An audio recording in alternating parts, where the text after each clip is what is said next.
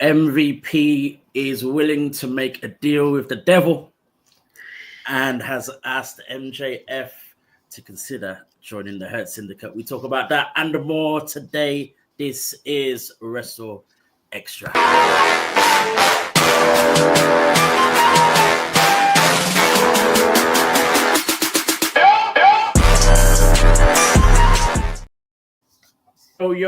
Yo. This is WrstlXtra. I'm your boy, A Dazzle, joined by my tag team partner. Say his name, he will appear. The omnipresent man that is Gerard Bonner. MVP decided to interrupt MJF and share the story of how they know each other, how they're bringing, they go a long way back, but then decided to remind MJF that he hasn't done anything in a while. He may need a bit of help, and he needs to start hurting people all over again. Offered him the business card. MJF at first was like, I don't need your help. MVP, being the master of words that he is, managed to convince him to at least consider the offer. Gerard, my first question is, what does the Hurt Syndicate look like with MJF? Well, that felt very Hawk of the Road Warriors. Well, it's something that I don't think any of us ever really considered when thinking about the Hurt Syndicate. I don't know that in my mind, when I thought about the potential of adding new members, that MJF ever crossed my mind. Nowhere close. I didn't think he fit what we've known of the Hurt Syndicate. However, when you start thinking about the elite nature of the Hurt Syndicate, what they have accomplished over the years, and the way they have literally run roughshod over AEW. I mean, you're talking about a 25-year veteran in Shelton Benjamin, multi-time tag champion, multi-time U.S. and Intercontinental champion. You're talking about Bobby Lashley, a multi-time world champion in multiple companies. You're looking at the potential to expand the impact of the Hurt Syndicate. And so, we talked before when the Hurt Syndicate was forming, like if Lashley shows up and if they get Swerve in, who's going after the world title, who's kind of the top guy in all of this. I think what you look at right now is the potential for a stable in AEW to have multiple championships, including the world championship. Now, I know right now you've got, the Death Riders with the world title and the trios titles, but to be truthful, both of those sets of championships are invisible. Literally, we have not seen the AEW World Championship in months, and we haven't seen a title defense from the trios champions in ages. So I think to be able to get the championship visible again and put it in the hands of a former world champion as an MJF, in a strange way, it kind of makes sense with what the Hurt Syndicate wants to do, which is not just hurt people, but collect championships. For sure. And that was the question I was going to ask, just like, as soon as I first saw it, I'm like, MJF, I never thought about that whatsoever. But then when I think about it, I'm like, okay, visually, it would look great. It makes sense in terms of the way they approach the business and even in just how they appear. All of that kind of stuff. MVP gave us the backstory of how he's known MJF for so long. It wouldn't have made sense if we never shared that story as well. Right. And then on top of that, my other question was, who then becomes the main man? But then with Bobby Lashley and Shelton Benjamin holding tag team championships, it would be okay for MJF to then be the figurehead in terms of chasing after the AEW World Championship. It's interesting in an interview that MVP done, I believe it was this week or within the last 7 days or so. MVP mentioned that one of the main things for them to achieve, or for the Hurt Syndicate to achieve in AEW, was to put Tag Team Championship on Bobby Lashley. So it wasn't necessarily to chase after the AEW World Championship straight away. I guarantee, and I'm sure that's in the pipeline, but for sure, there are steps that they're taking. Yeah. But an MJF in the Hurt Syndicate with MVP, them two on a mic together. Brutal. I also think this is the only faction that MJF could be in where he's not the figurehead. The figurehead will always be MVP. And I think if MJF attempts to get out of line, MVP will remind him, and so will the rest of the Hurt Syndicate. Because there was a part of me that was thinking like, oh boy, we're not walking into another potential white savior kind of situation. Right. Okay. But we're not, because we're dealing with the fact that they pursued him, and they pursued him because he needs the help, not because they need him. They need help. Right.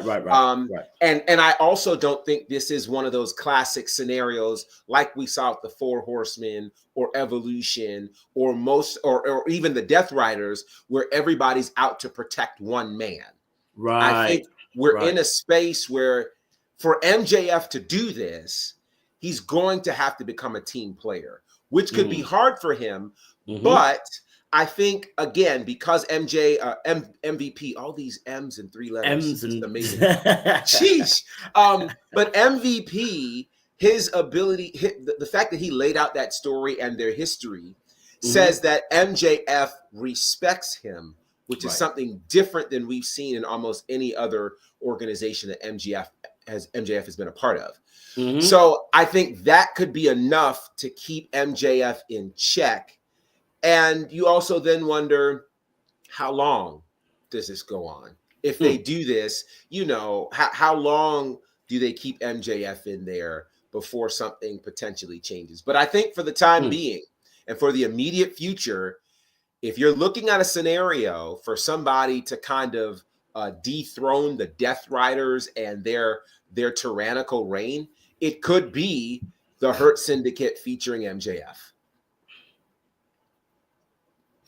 Interesting. And with all that said, we already know MJF isn't a team player.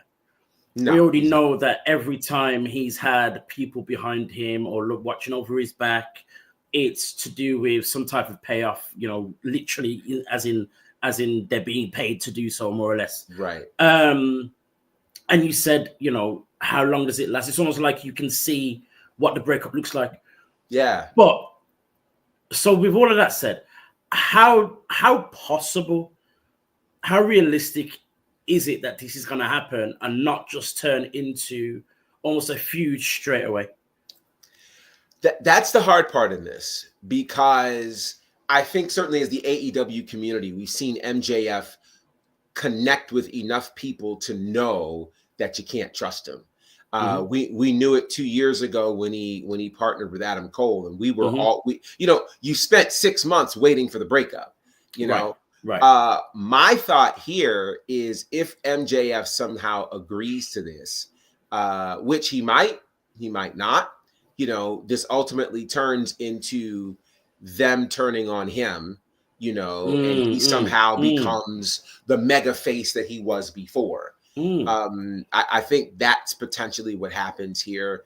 And again, though, when they were talking about Ricochet, we thought maybe that could be a thing. This may ultimately not even materialize into anything, because everyone that the card has been given to has not joined for one reason or another. I think if MJF joins, again, he's going to have to prove to all of us that he's not going to turn, which it seems like a foregone conclusion. He's going to turn like water is wet, right? Like we know this.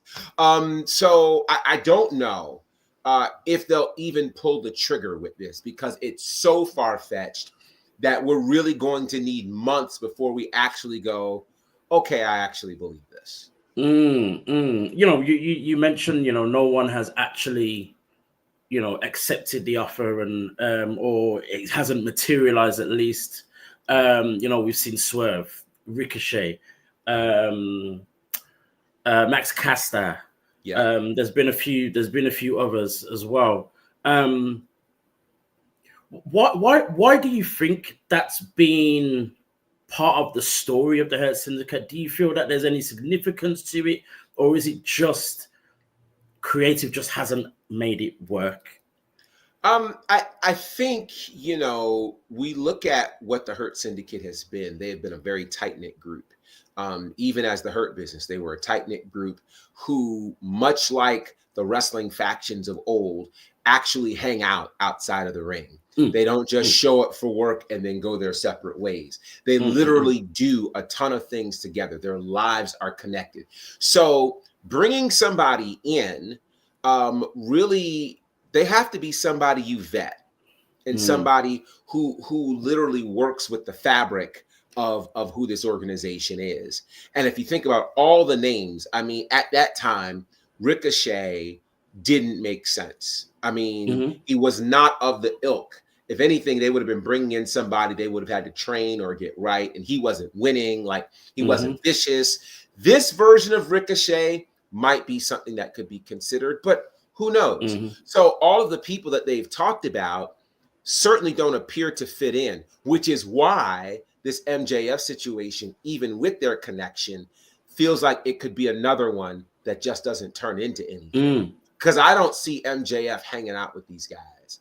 I don't see these guys going out to drink together or going out to work out together or having strategy meetings. MJF just doesn't play well with others. And I don't care how much he respects them. I mean, think about what he did to William Regal, right? I mean, he has proven that even if he respects you, he wants all of the spotlight to himself. And and if it gets into that kind of a contest with him and MJ and MVP, because we know where Lashley and Shelton Benjamin are gonna side. They're not gonna side with MJF on that. So I don't know where this goes, but in terms of why no one else has worked out, because it just doesn't seem to have made sense. Yeah, I believe that's the case, and with this whole MJF and his lack of respect, I kind of feel as though MJF said it himself. He doesn't need anyone. I'm not the bushy-eyed or the bushy-tailed kid that you met before 8 years ago, and all the rest of it. But then he started to consider. I feel as though if it is to happen, again, MJF doesn't play well with others, but obviously he's going to make the most of the situation, get everything he possibly can, get back to the world title picture, possibly even win the world title again, all the rest of it, and then be like, boom, I've done it now, I don't need you. Right. I can also see, like we've seen, for example, you mentioned the Death Riders, them holding the Trios Championships, someone needing to overthrow this group that's kind of been running roughshod for however many months. And, you know, even in the AEW world, you know, they're they've taken over, but to the rest of us, it's kind of feeling a little bit stale. Something needs to change. Yeah. We've also seen the likes of the Ops, Samoa Joe, Shibata, and Hook, kind of, you know, on a winning streak as well. Yeah. Are we adding MJF to Lashley and Shelton in order for them to be some type of trios challenge for the Death Riders? I don't know. In a weird way, the trios championships for Lashley, Benjamin, and MJF feel beneath them. It feels beneath them. You know, they're already the tag team champions. They are I think, really making the tag division matter again, because you have to be a really tough team to even like stay in the ring with them. But the trios titles, I think, because number one, they haven't been defended in a very long time. Number two, you know, honestly, I feel like outside of the House of Black, we have not had a memorable team to hold that title and really add something to the championship. So it just feels like those titles right now are placeholders and are just kind of a toy that someone has a championship versus having real meaning. And I don't think it does any favors for the Hurt Syndicate to have that championship, as opposed to, the Ops, who I think, Shibata and Hook having that with Samoa Joe. I think that has some more meaning and would do more for them than, if the Hurt Syndicate got their hands on it. Quite frankly, Shane Taylor Promotions, I think, would be another team that could really have a great run with that, where they could make that matter and there would be mutual benefit for that. But I don't think that'd be the move for the Hurt Syndicate. Speaking of trying to overthrow the Death Riders, we also now know, of course, that Swerve is number one contender. He's made it very clear. He's ready to put the work in and go after this championship. But then on Collision, John Moxley heard him loud and clear, but then decided, to make a statement and attack Swerve. Mox also has an upcoming match defending the championship against Cope in a street fight on Dynamite. Does it feel like a foregone? Is there a foregone conclusion in the result of this? Are we seeing? Is it definitely going to be Swerve versus Mox, or is there a possibility Cope could come out as the champion? I would say, there's always a possibility, but I think the possibility is very, very small. It's been a long time since we've seen a world title change happen on Dynamite. And so there's that. I think in terms of a box office, you get better bang for your buck with Swerve and Mox versus Swerve and Cope. I don't necessarily like Cope in the world title picture right now. And I don't think he's adding anything to it. I think if you have a Swerve Mox situation, you have a clear scenario where people know who they're cheering for and who they're booing. I think you split that with Cope versus Swerve. And again, I think there's less of a story with Cope and Swerve. Though I will go on record and say that I think Cope will be an easier match for Swerve to win the world title. I also think that there will be probably more meaning for him winning the world title if he wins it from Mox. So to answer your question, it does very much feel like a foregone conclusion, though it's a street fight, which means anybody could show up and anything could potentially happen. But I would imagine in a street fight situation, the Death Riders will show up and ensure that Mox retains the title. For sure. There was a question I was about to ask, and it's completely gone out my head. That's annoying. I'll go to the other question I was going to ask. So we also saw, Will Ospreay has declared that he's, looking for a championship match very soon. Hangman Adam Page, I'm sure, will be trying to claim something at some point. Christian Cage is still upset and has declared that he wants his contract back. I love that. Only he could say that. This is what I was going to say as well. Actually, we're missing our resident booker in Mex when it comes to this kind of question. But Swerve takes on, will more than likely take on Mox at Dynasty, with Will Ospreay declaring that he's looking to have his world championship opportunity come at All In. Are we getting? Can we kind of almost foresee this timeline where Swerve becomes champion and then faces Will Ospreay? Is it Swerve versus Will Ospreay at All In?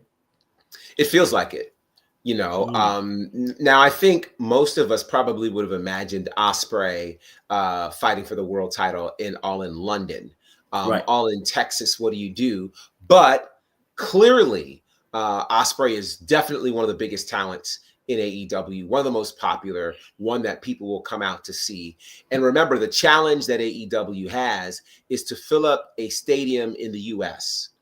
Doesn't matter how big the stadium is. This is one of the, for the record, Globe Life is one of the smaller stadiums in the US. They house a baseball team, and that seats about less than 40,000 in the baseball world. Now, that does not count any seats that you put on the floor.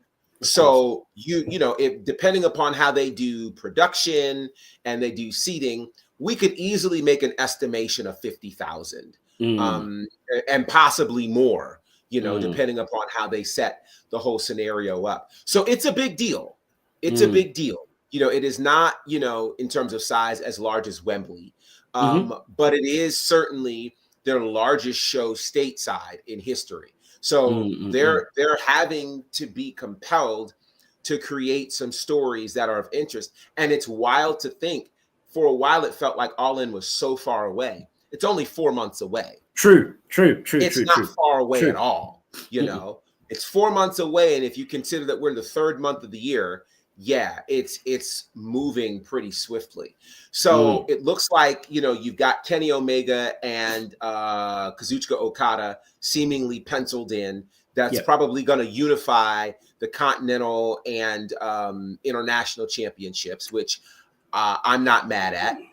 I'm not mad at. AEW right now, I think, has way too many championships, and I hate to be on that bandwagon, but when you have too many of a thing, then the main things don't really count. So I think that match to unify titles will be good.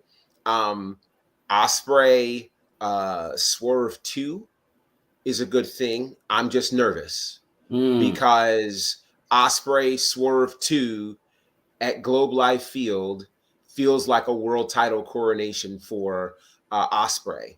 And it feels like the get that match for Ospreay. And I don't like the idea that Swerve could go 0-3 at All In.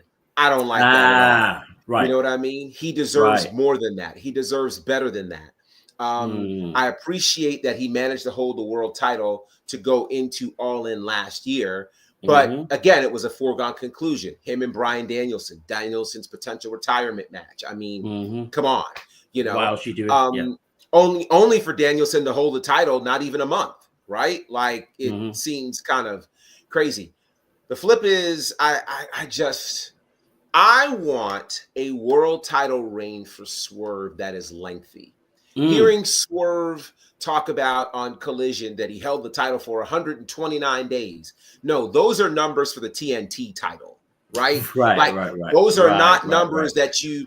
I mean, meanwhile on the same show or a couple days before, you have MJF bragging about being champion for 403 days, right? Like, right.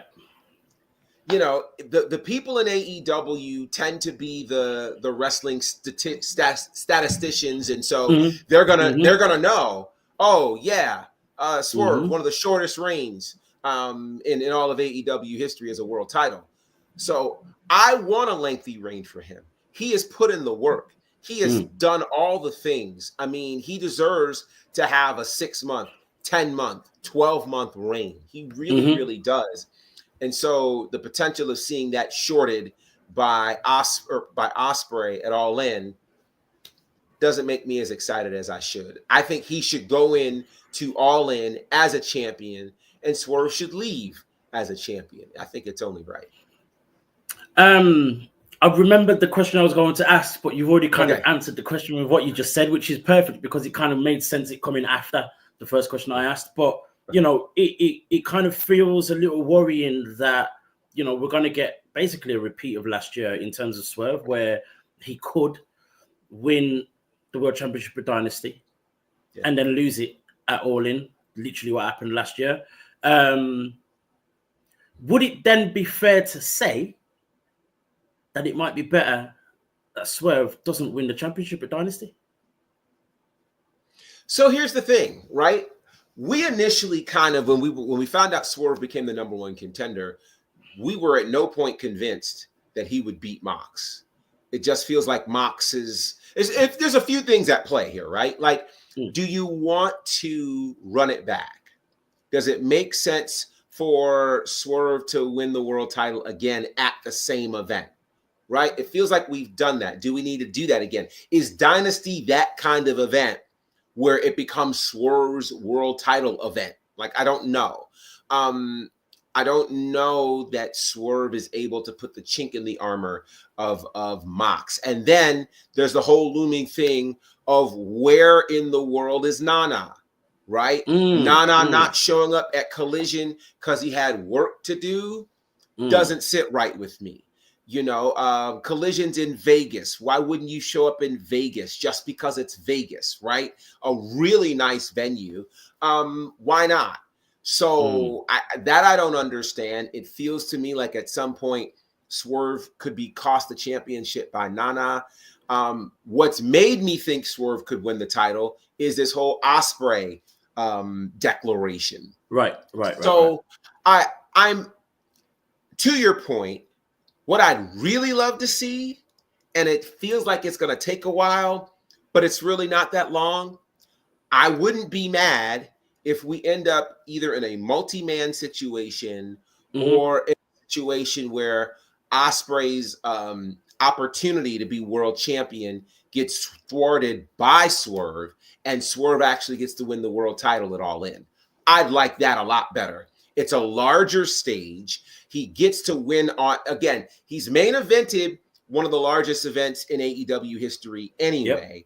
Yep. Why not be able to do that stateside where your people can show up and you get a win on a massive stage for the world title, as opposed to, you know, this pay-per-view, no knock to Philly, but it's not the kind of stage that All In has been created to be.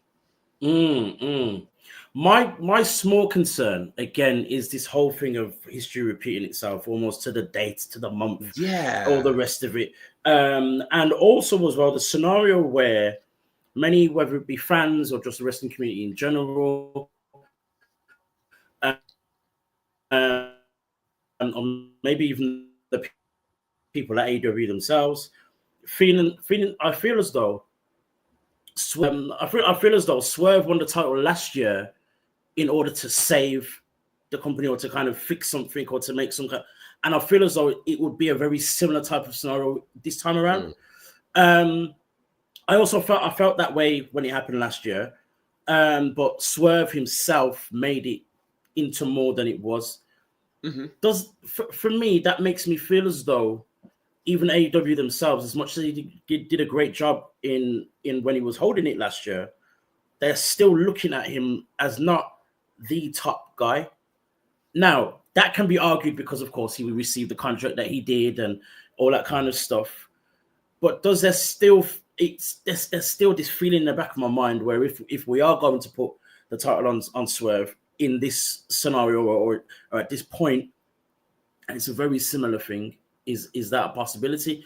Because, as you already said, it feels as though the All In is literally for Ospreay to become champion, and it makes complete sense that happens. Sure. Again, we expected it last year. So that's almost like a foregone conclusion. They can't do it a second year in a row. In the same way Cody Rhodes had to finish his story the second time around. So again, for me, I feel as though it's probably best that for whatever reason or however it happens, that Swerve doesn't win the title. He sticks around the title picture in some way, shape, or form, but he doesn't win the title. And maybe he gets his chance later on in the year or something like that. I would prefer him, with all the things that we predict or maybe expect to happen, I prefer him not to win the championship. And there are so many people, as I mentioned before, you know, we already said that obviously with Ospreay, Hangman, you know, MJF is still in the mix. Mex mentioned in the comments, Darby Allin, you know, he's still around there somewhere. He's going to pop up at some point. Christian Cage. There are still so many people who could not necessarily be placeholders. I don't want to see anyone be a placeholder, but I'd rather that happen to someone else than it happened to Swerve for a second year in a row. It would kind of feel, a bit off. I think we also have to consider what kind of title reign will Swerve have? Right. Because if we think about the title reign that he had last year, we were happy that he won the championship. But for many of us, it felt like he was having to prove to the world that he could be a world champion. Right. You know, like we often talk about you know, how he was treated immediately after winning the title. You know, how he didn't even get a chance to have a championship speech on that first episode of Dynamite. Instead, he ended up with a match after a weird angle that started the show. I think it involved Orange Cassidy or something like that, right? And then he doesn't get his championship speech until Collision. And then he's, you know, relegated to having random matches during the show to have title defenses. He deserves a championship reign that is treated like any other great world champion in AEW. You know, whether it was Kenny Omega or MJF or Chris Jericho or Mox. I mean, he deserves to have the championship reign that says he is the guy. And I think that goes to your point earlier is, do they really believe do they believe he's the guy, or do they believe he's the black guy? There is a difference. And I think the fact that he has to keep stressing that he was the first black world champion says to me that he is the black guy, but they don't look at him as the guy. And I know that's controversial for some people, but the reality of it is that's what we're seeing. You know, they didn't put anybody else through the paces that Swerve went through. They didn't treat MJF like that. They didn't treat Jericho like that. They didn't treat Omega or even Hangman. They didn't treat any of these guys like that.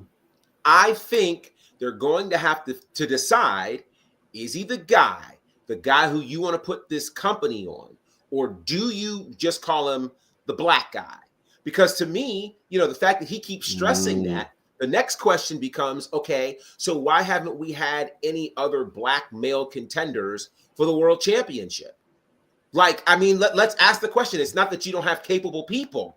I know we're going down roads today. Here we are. But it's not. But to me, the fact that he has to keep saying that, I'm just sitting back going, okay, well, where are the black men who can fight for the world title?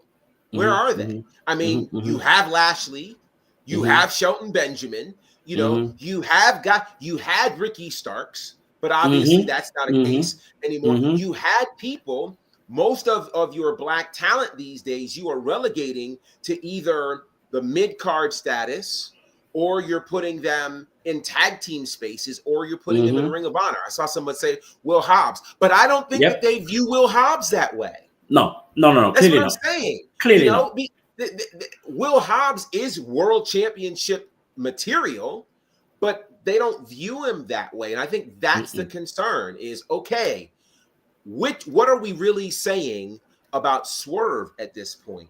Because, you know, the conversation isn't, or maybe it is the same, depending on the women's side, right? It's clear that Mercedes Moné is kind of where you're putting a lot of things, certainly with the TBS title. There's really the argument of the battle with her and Toni Storm, which maybe at some point will happen. Maybe it won't. But certainly the way Mercedes has been treated is far different than the way that Swerve has been treated. And you can make the argument they're two different wrestlers, two different resumes. I get it. But if you're going to have Swerve in this conversation, then he has to be able to be viewed as the guy in the company and not just the black guy. Right.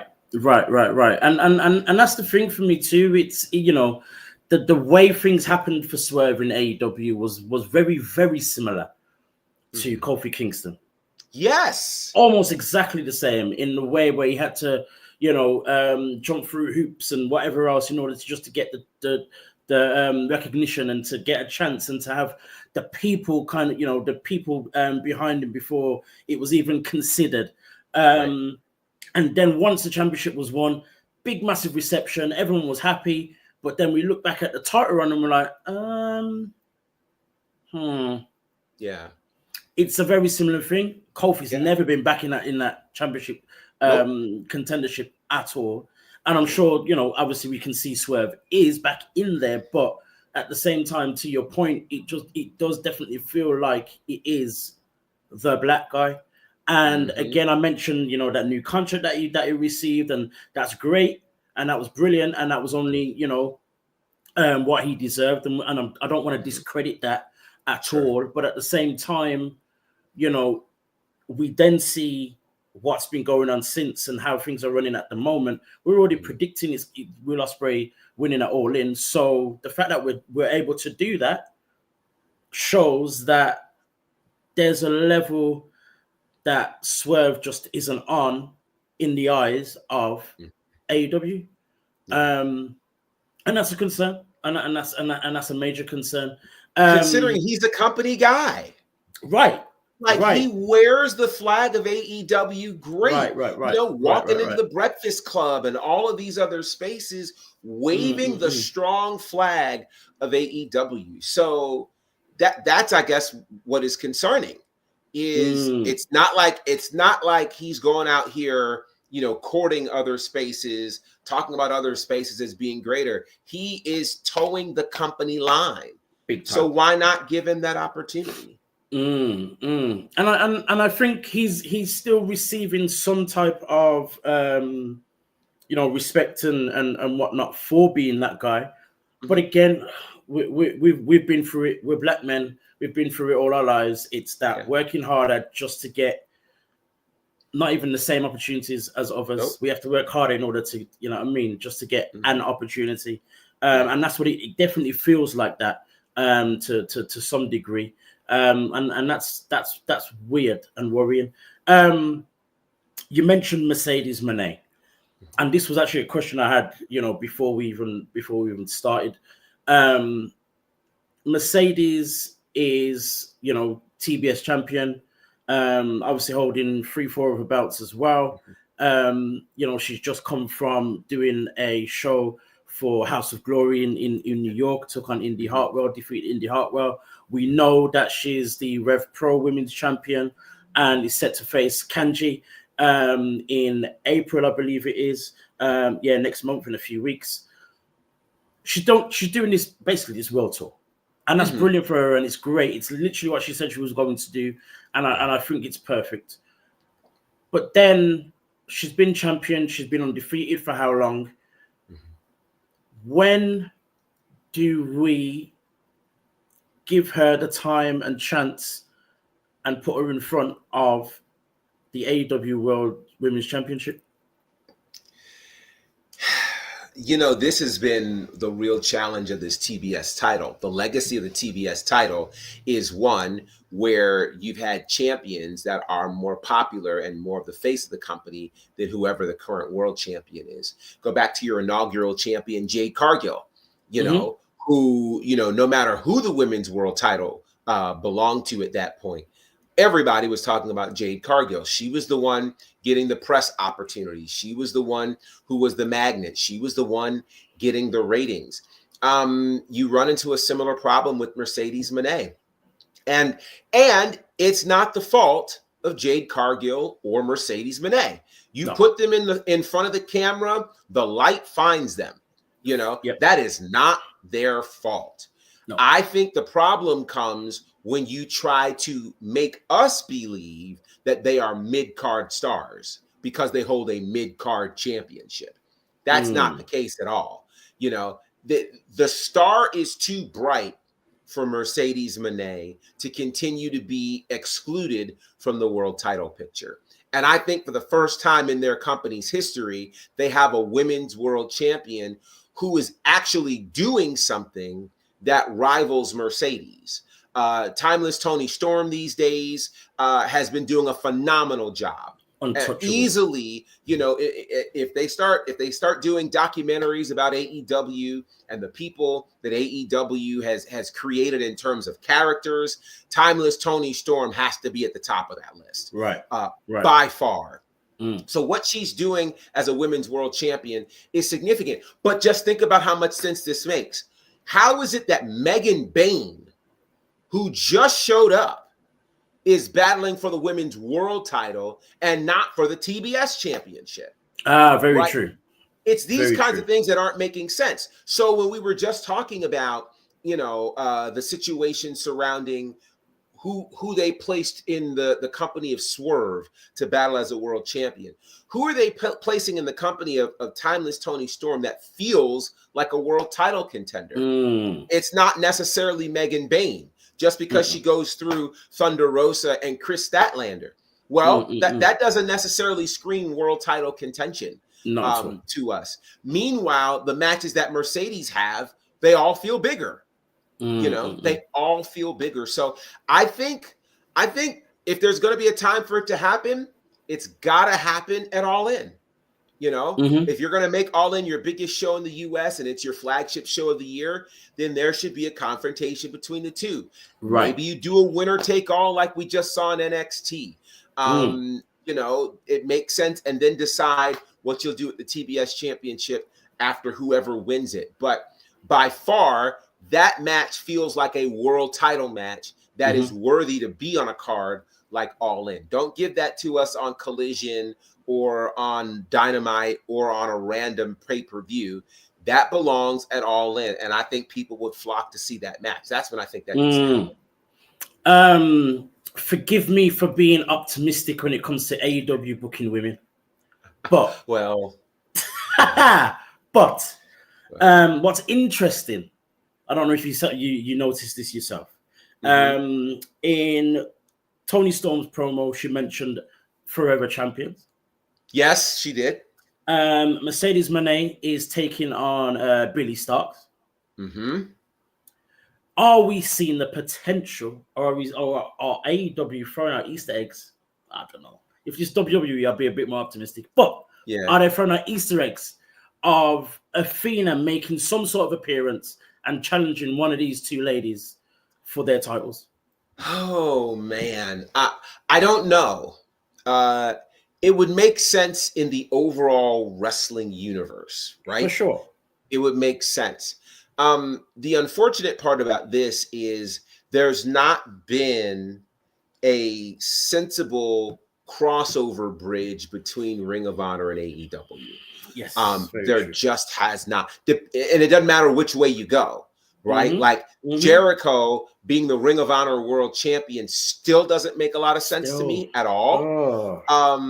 You know, the fact that Jericho was on the 0 Hour show and then didn't even defend his title because he just beat the guy up is crazy to me. So I don't have, to your point, the thought of, wow, this could mean Athena showing up. I mean, look at even how they presented Billy Starks.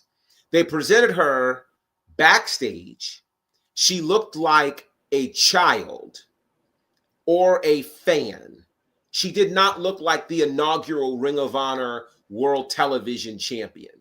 So looking at her in that way, and then she was basically dismissed by Mercedes. It was almost kind of like, okay, kid, thanks, hit the bricks. You know, and I'm just like, we're doing this backstage. Billy's not even in the kind of attire that makes you go, oh, that's a former champion. She looked like a fan. There was nothing in that presentation that made you think Billy Starks would be a remote threat to Mercedes Moné. And if that is your inaugural World Television Champion in Ring of Honor, that doesn't say a whole lot, just based on how it was presented. So that gives me concern that, number one, I don't think it's an Easter egg for Athena. But number two, if it is, I'm actually frightened because I feel like they would feed Athena to either Mercedes or to Toni Storm, which would be a complete affront to the fact that Athena is the longest reigning champion in Ring of Honor's history, male, female, or otherwise. And that's the fear here. You know, this whole thing of Ring of Honor and AEW still having this just the connection just not making sense, or just not, you know, just not being obvious. I mean, the connection between TNA and NXT makes more sense. That's more obvious, and those are two separate companies, not under the same, you know, under the same banner. Right. You know, we mentioned, you know, the likes of Will Hobbs and, you know, a few other people, to where those people who aren't necessarily in title pictures on AEW should possibly be the ones in contention for the Ring of Honor World Championship, and those guys should be within the Ring of Honor World Championship picture. With Billy Starks, I know she kind of still has this, you know, she's a young girl. We don't hide that. You know, that's a big thing that they put out there, and it's part of her character. there is still kind of like this whole fan vibe to her. Mm-hmm. But I can't lie, during that backstage promo, I was just like, what? Really? It's weird. It was very weird, and I don't know where this is going. This is why I have the hope that in some way it plays towards Athena making some sort of appearance or something like that. Mm-hmm. But again, as you said as well, the fear then is that Athena gets fed to Mercedes. Mercedes takes the Ring of Honor Women's Championship. Mm-hmm. I wouldn't like that. No. But I think for me, if it was Athena showing up against Toni Storm, hopefully they would just do it just for the AEW Women's Championship and not for the Ring of Honor as well, not title for title and winner takes all type of scenario. I think that would be okay. Her losing, I don't know. I don't know. We'll have to make it up. But it just brings me to this place of, we haven't asked this question in a long time, and I don't think there is an answer either. But what is next for Athena? What are we doing with this woman to basically honor, excuse the pun, but honor her legacy as the ROH Women's Champion for so long and doing all the work that she's done and all the rest of it? There's still this massive gap. It's like she still doesn't exist. You're right. That's the unfortunate part. How are you the longest reigning champion for anyone who's held the title in Ring of Honor, and you're not even mentioned on AEW television? Right. That's wild to me. It's wild. It's so wild. And, I think about one of the last times we saw Athena on AEW television was during the Owen Hart Invitational. Yep. And she ended up losing, correct me if I'm wrong, in the semifinals to Willow Nightingale. Correct. Not saying Willow's not deserving, right? But that's the last time we saw her. Then we see her at the top of the year finally travel over to Japan, representing Ring of Honor in this four-way match between these four women from different companies. And she's the one that takes the pin? Right. Like, so I'm very nervous with how Athena's being treated. And I think about what makes sense as the next logical move.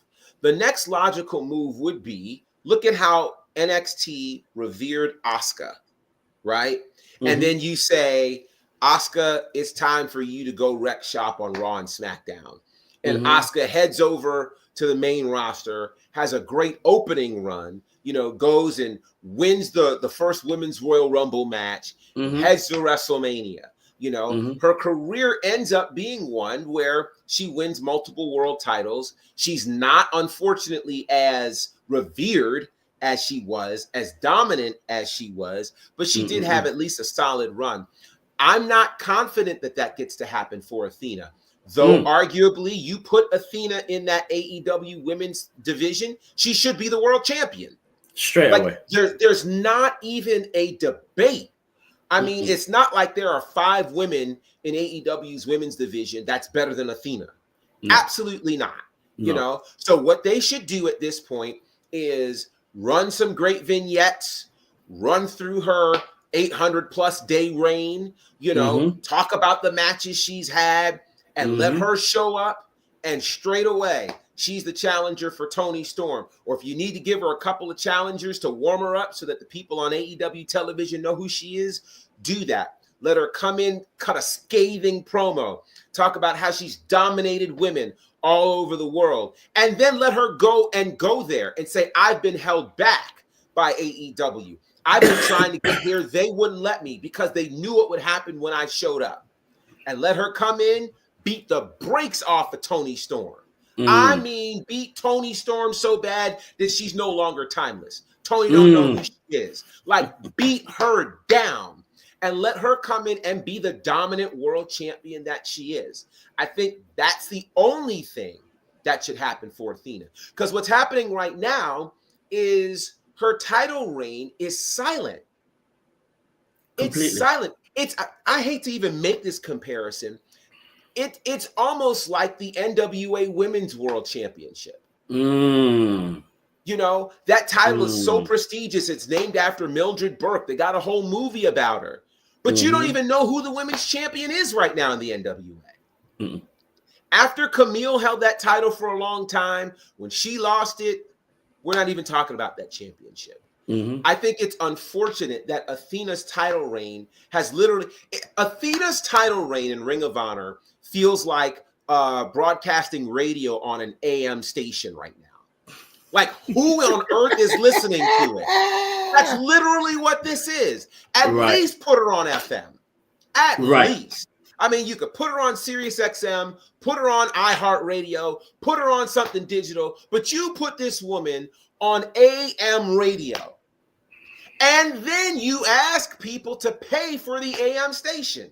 Are you kidding me right now? Are you kidding me? It's unfair. It's unfair. And I think it's unfair to her as a talent.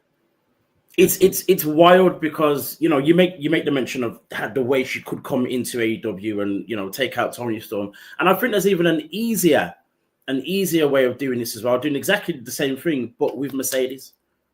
So take Mercedes' TBS. Mercedes still has a few titles. There's still something to gloat about. You know, there's still something to gloat about.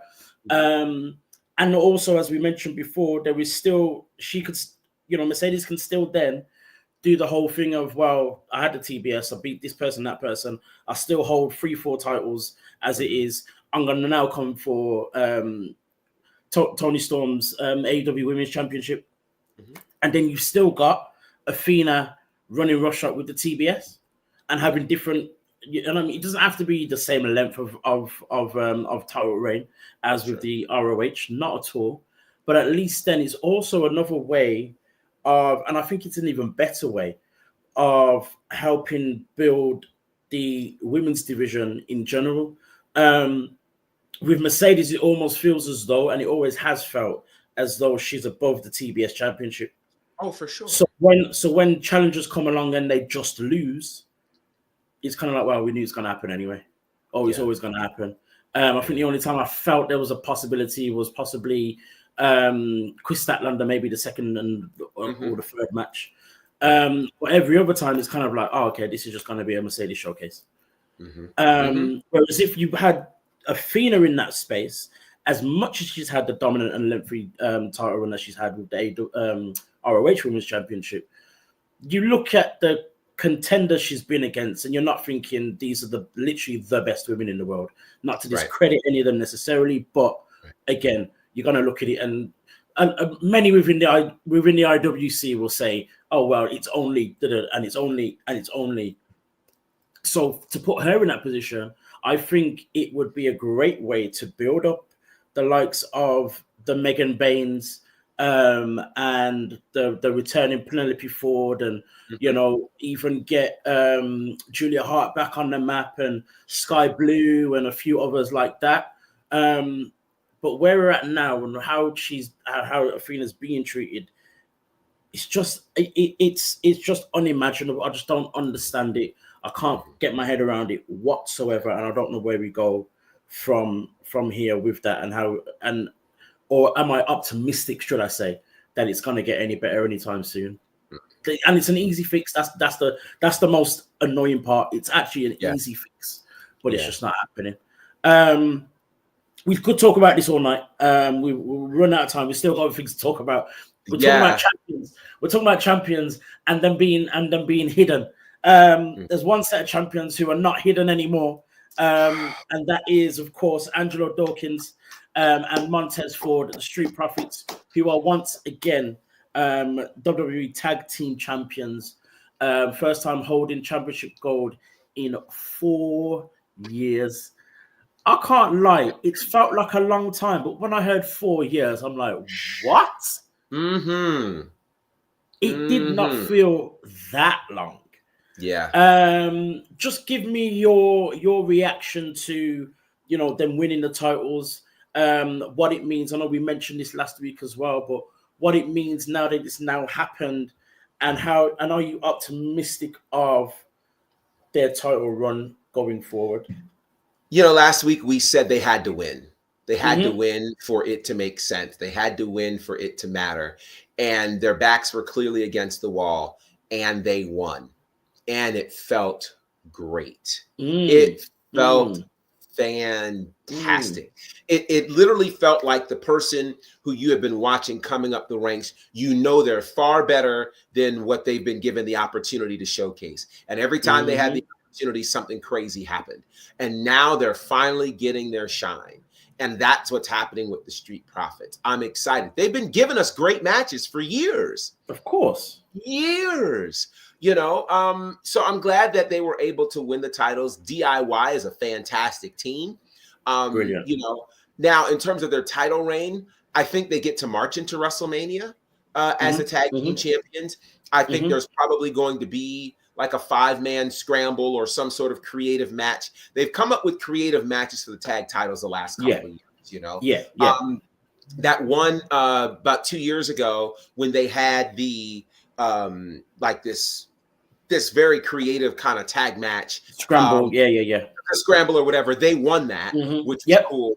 I think you put them in something like that. I mean, it's clear all 5 of those teams are going to be involved in this, unless they just say, hey, Pretty Deadly's the #1 contenders. They get the tag title shot. It feels like they're going to do more than that for WrestleMania. I'd like to see the Street Profits come out of that still your tag team champions for as long as they had to wait. They should not be relegated to a 1-month title reign. For sure. They deserve something that lasts a bit longer. I'd love to see them have one-on-one matches with all of those tag teams and really showcase what they're able to do. So hopefully they would get a great, great reign as tag team champions, considering how long it's been since they've held gold. But congratulations again to the Street Profits. Most definitely, man. I love the way it's all kind of played out. And as much as it's not the biggest, the biggest focus necessarily on SmackDown, I've absolutely loved and I'm loving the way that the tag team division on SmackDown is so competitive.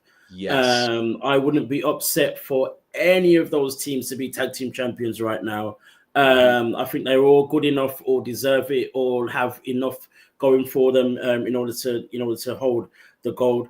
Of course, now with the Profits holding it, I want to see a lengthy title reign. As you just said, I want to see them somehow beat each and every one of those teams, probably even leading up to WrestleMania, which then gives us some kind of 5-team match at Mania, and the Profits come out again on top. It's always made a big thing of champions going into and coming out of Mania still holding gold. And I think that would be massive and major, and definitely worthy. Street Profits are worthy to have that kind of accolade on their resume for sure. And I think it's very important that it happens. They've put in the work. I think it's interesting how this time last year, they went into Mania last WrestleMania with Bobby Lashley, had that 6-person match. We were all kind of confused and complaining about the Pride and whether that was even their name and whether it's working and whether they're heels or faces, and it was literally just confusion.com. But I find it interesting how now we've got the Street Profits as champions and Bobby Lashley also holding tag team championship gold in another company. I don't know why, but it just feels as though it's kind of like, some kind of, God's writing the story, and what I mean, it's manifested to where everything kind of feels right almost. Lashley's found his place somewhere else, I guess, and the Street Profits have found their place again back in WWE. So it's a beautiful and poetic thing that's happening at the moment. But I definitely feel as though it's very important that they hold those championships for a while. We've seen that championship, go to and fro. Again, we've mentioned all the teams that are in that division at the moment. I definitely want to see them hold that and kind of establish themselves as a great tag team all over again. It's going to be interesting to see what happens with that for sure. What I also loved as well, actually, I wasn't even going to mention this, but it should come to my head. It was very different and interesting it being in Spain. Yes. This I must say, this European tour, we've only seen SmackDown and Raw so far, but Spain, Belgium, the stadiums, the crowd, even the backstage in Brussels. Yeah. What? Oh, insane. What? I was like, wait, hold on. Are they in a subway? What? Right. Just brilliant. The whole atmosphere, everything, the look, the smaller arena, for some reason, just makes it look phenomenal. Yeah. I don't know what that is. Yeah. And, you know, again, you know, the crowds and, you know, they've been waiting for a long time. Brussels have never had televised WWE shows. Spain had to wait for however many years before they did, and all this kind of stuff. And it just adds to the excitement.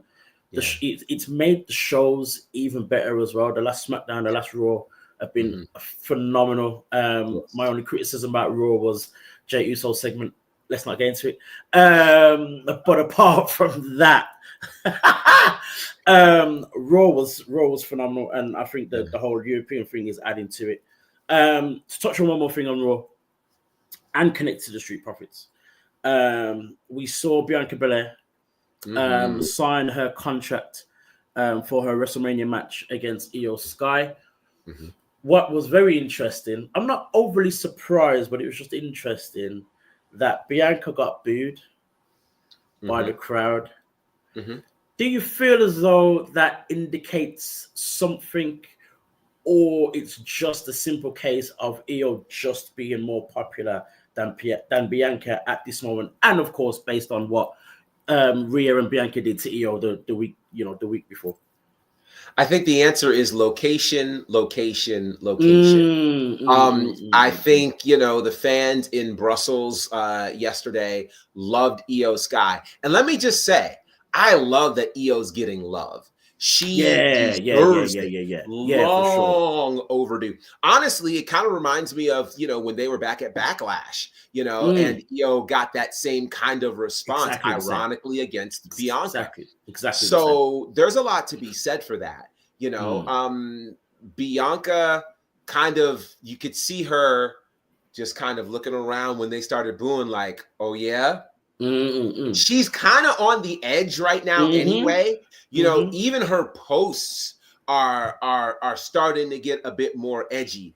And so that's really exciting to see for her.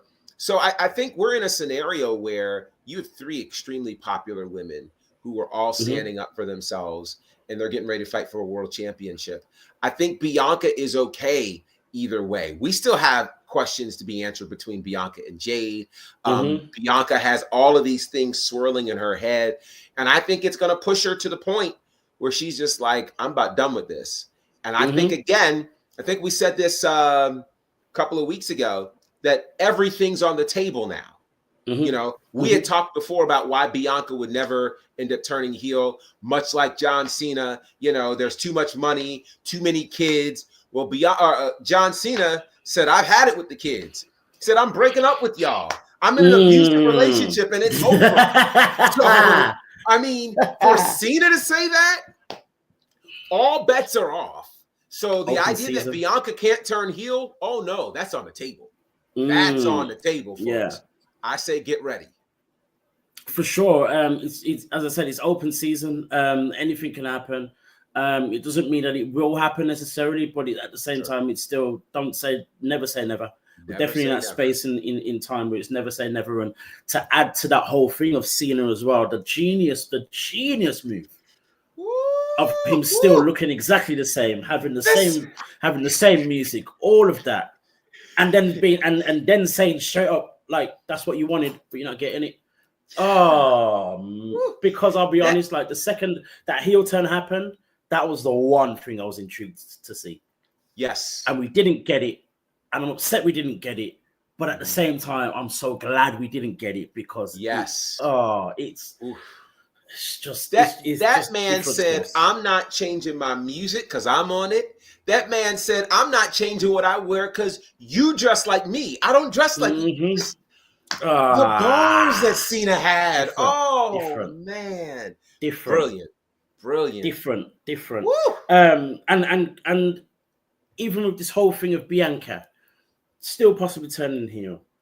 You know, I go also back to what Jade said in her interview with I think it was Kathy Kelly on SmackDown.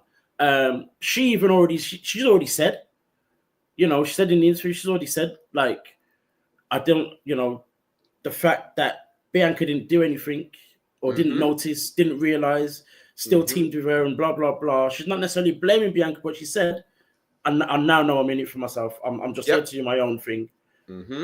So there's still a chance that, you know, the tables turn in some way. Jade has something to do with Bianca's match at WrestleMania. And that may be the thing that turns Bianca heel or gives us a reason to, you know, to see Jade become the heel. The options are so open right now. It's a beautiful thing. It's crazy. It's crazy. It's all happening. I want to talk about a couple of things really quickly. NXT, of course. NXT, TNA, NXTNA, however you want to put it. It is all happening. It is all happening. The match between Moose and Obafemi was everything I wanted it to be, and that little bit more. It then upsets me that it wasn't a stand and deliver, but I'm just glad that it happened. I'm just glad that it happened. Of course, Obafemi comes out on top. I think something that we both kind of expected to happen, but was still kind of like, you know, it could go either way. There's a possibility of it going Moose's way. But what do you think that does for Oba? Like before we came on air and we mentioned what we were going to discuss today, Mex has thrown in the comments that, you know, this man might just be too good for where he's at right now. But my question to you is, and I think you mentioned it last week, if not the week before, that he's ready to go on main roster. You know, this could all, you know, you said that Moose could possibly win the championship because Oba's ready to go main roster and whatnot. My question is though, where does he actually fit in the main roster? How do we get him in there? How do we make him as relevant or dominant or as scary as he is in NXT, or even just in a place where he's not as dominant? I don't think it's possible, but to where he's still feared and still revered if and when he goes to the main roster. Well, I think Raw is in need of a monster right now. With Bronson Reed out because of injury, with Braun Strowman over on SmackDown, there's not a dominant big man over on Monday Night Raw right now. I think he could certainly fit the bill for that. It's interesting because, you know, you think about this. This man who has been in the business less than 2 years went toe-to-toe with a multi-time world champion in Moose. He went toe-to-toe with the current X Division champion. Right. And I mean, took Moose at his best and did it in Madison Square Garden. I mean, so you add the all of the layers of that, the pressures of performing in a hallowed place like Madison Square Garden. And yes, it was the theater. It's on the grounds. When you understand what's happened on those grounds, right? This is the same place Hulk Hogan became the world champion. It's the same place WrestleMania was born, right? It is hallowed halls and dear old walls. And so to operate with that and not succumb to the pressure, to not fall apart, but to literally stand and deliver. That's what this man did. So it's kind of mind-boggling to think. And I'm with you. I had that penciled in as my main event for Stand and Deliver in a couple of weeks. So I don't know what they do now. But in terms of how he gets to the main roster, I think he goes in as the monster that he is. You don't have to change a single thing about him. Let him do exactly what he's doing. The good thing about the way Raw is set up is there's enough small men for him to be able to beat down. You know, there's enough small guys for him to be able to appear very dominant against. So, I think that's the deal.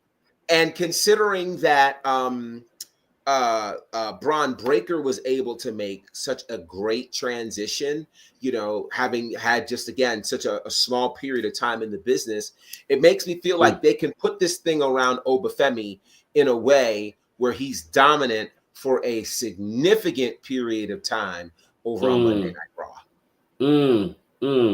Yeah, when I stop and think about it, obviously, the title picture is Gunther and Jey Uso. And, again, not to discredit any of them, but I just think it's just how things are happening at the moment. Yeah. Is things aren't really, haven't really gone the way that we wanted it to for Gunther. You've got Jey Uso, who is, the popular kid in school right now. So it just makes sense that he's in that space. But outside of those two, you're not really, we've not seen no real contenders for Gunther, basically. Or they haven't been booked that way, put it that way. Yeah. So for Obafemi to come in, whether he comes in that high on the card, or whether he comes in the Intercontinental picture, or he comes in kind of in between the two and wreck shop with, some of the guys in that space, it would make sense. I think it probably would be quite easy. Yeah. I think it would definitely need to happen following Stand and Deliver now that he's, he defended against Moose. Mm-hmm. But then my last question then is, who beats Obafemi? Who takes that title? There's a lot of ways to look at that. Again, I felt like Moose was the right man for the job.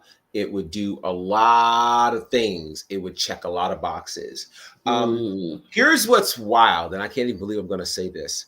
I do not want it to be Trick Williams. Same.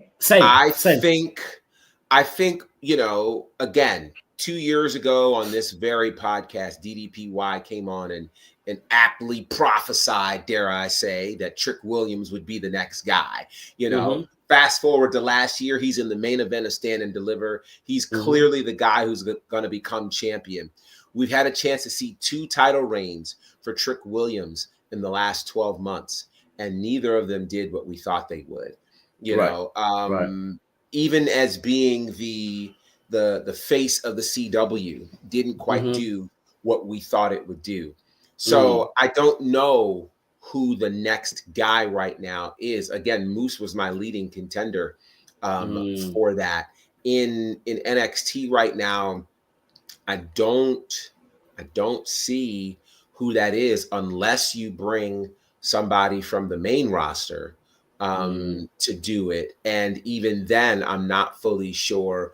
Now, if you, depending on the reaction you want, if you want heat, Dominic Mysterio becomes the NXT champion, defeating Obafemi.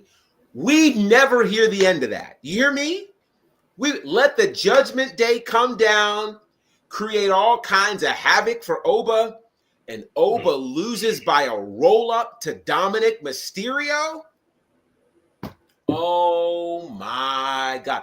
Now you send Obafemi to the main roster to go after the Judgment Day. That would actually work. That part of it would work. That is how you bring him to the main roster. He's going after everything that calls himself Judgment Day. Carlito gets wiped out. Finn gets wiped out. There might be collateral damage with Raquel. Like that would be wild. It'd be wild. Think about it though. You'd accomplish a lot of things with that. Wow. You'd have Dominic Mysterio, who would finally go up to that upper echelon as the NXT champion, because now you got that guy that everybody thinks they can beat, but they can't because he keeps finding a way to win. It's that heel champion that you hate, right? You hate that. You get all these folks lined up to do it, and Oba is hot. And now you send him in with pure fire, and he rips through the Judgment Day. And after he does that, let him go crazy on Raw. It sounds crazy until you think about it. You know what? You know what's crazy? What adds to that though? Adds to that being a thing is, I don't know if anyone realized or saw it. I think there was a backstage segment. I think it was right at the start when someone was entering the arena or something like that. And in the back, you saw Dominic Mysterio talking to Karrion Kross. Correct. If by then Karrion Kross is part of the Judgment Day, him versus Oba kind of makes sense. Yes.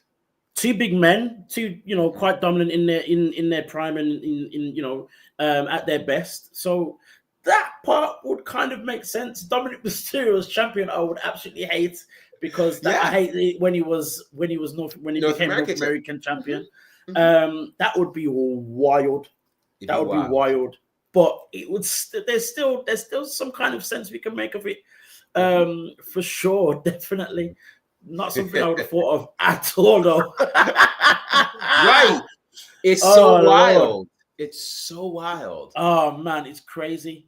The final thing final two things I want to mention. I mean, there's not a lot to say about this, but we're gearing up for Ricky Saints' singles debut. He takes on I completely forgot his name. I don't know why. Oh my word, the big man. Oh my word, he destroyed Chase U. I see his face. I see Rich Holland. That's the guy. Yeah, Rich Holland. He takes on Rich Holland. There's not necessarily a question I'm going to ask with this, but we saw as well some kind of words being exchanged between Saints and Sean Spears as well, who is now the new North American champion. I'm hoping we'll get in that at some point. I'm sure we're leading up to that as a match at Stand and Deliver, or something between them, maybe others at Stand and Deliver for North American Championship would be brilliant. For Ricky Saints to walk out, Stand and Deliver as North American champion, would be phenomenal, would be brilliant. But then the other thing that was surprising, and this is in TNA, was the Meta Girls showed up after the Women's Tag Team Championships changed hands. We're all still waiting for this whole thing of someone from one company winning the other company's belts. Mm-hmm. I honestly would have put money. I'm glad I'm not a betting man. I'd have no money left. But I would have honestly put money on Fraction beating the Hardys to be the first people to do and win, the TNA Tag Team Championships. Right. With it being a title that is less revered, again, I don't want to dump on championships and respectfully and all that kind of stuff. I don't want to, but with them being championships that are a little less revered, I feel quite positive that the Meta Girls could be the ones to do that and win the Knockouts Tag Team Championships. Mm-hmm. Mm-hmm. I think that's possible. I do think it's possible. I think the Meta Girls have proven that they are championship material. Whether it was the Fatal 4-Way they had over in Saudi a few months ago, or the big tag team title match they had here in Atlanta several weeks ago, again, taking Naomi and Bianca to the limit and several times looking like they actually won the match. I think they are by far ready to hold tag team gold. And I'll tell you, I like the idea of them being the first ones to cross the line and win the gold. It would make a lot of sense for the Meta Girls. And it would make a lot of sense for TNA. It'd make a lot of sense for NXT. Sign me up for this. Maybe it happens at, the TNA pay-per-view Mania weekend. Maybe it happens at Stand and Deliver. But I think Vegas is a good spot for the Meta Girls to add some gold to their resume. They deserve it. They have been incredible. They have done the work. They've got the look. They have grown into the stars that we've always believed they could be. And it's time. It's time. And I think the other part that makes it, I talk about it being a little less revered, but the other thing that makes it make sense as well is that there is no NXT Women's Tag Team Championships right now, but there are still so many ladies in NXT and that could be tag teams or that work together and all this kind of thing. And I think that would help it in some way because there isn't many in TNA. No. There's probably like what 4 teams that are push in TNA, whereas in NXT there's so many you can put together that already are together. So I think that's another reason why it could happen, but we'll see how it plays out. It's exciting to see this NXT TNA thing has been working very well, and may it long continue because it's just offering us just something different, just something different, and so many possibilities and things for us to get excited about and predict and all that kind of stuff. It's brilliant. With that said, this is the end of our show.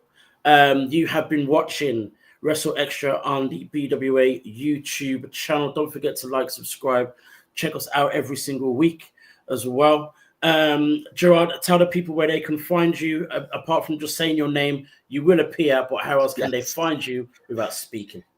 For sure. You can find me at Bonnerfied across all of the social spaces. Lots of great content on there. Just dropped a brand new video today asking the question, who has had the best road to WrestleMania? I think you'll enjoy some of the ones that we've picked, and I'd love to hear your feedback on that as well. Of course, you can check me out every Saturday night on Saturday Night Vibe as part of All Caribbean Wrestling. Had a chance to really do a great show this past Saturday, so hopefully you guys will check it out. If you have not, go ahead and check that out. Get ready for Ashe Wrestling in Vegas coming April 17th. The card is looking crazy. And we just made a huge announcement that it'll be Team Darius Lockhart against Team Darius Carter, which should be insane. We've got a world title match, Shug D against JTG. That's going to be happening that night. And we just announced that one of my good friends, great comedian Kev on Stage, will be with us at Ashe. He'll be doing guest commentary as well. Guys, trust me, Ashe Vegas is the place to be Mania week. Again, that's Thursday, April 17th. It's in the morning. 11 a.m., I believe, is the start time for that. So don't miss it. I'll be there. Lots of other great people will be there, and there's more announcements to come. So again, follow us at Bonnerfied. All kinds of great things are happening there. Phenomenal stuff. Of course, guys, you can find me here every single week, as well as find me on IG, Black Wrestling Alliance. Every now and again, you'll see me pop up on X, BWA Dazzle. Guys, until next time, thank you for joining us, and we'll see you again next time. Oh, actually, let me just do this real quick. Shout out to Jeffrey, who's been watching the show the whole day and been commenting. Shout out to you. I couldn't leave you out. Thanks for joining us, guys, and we'll see you again next week.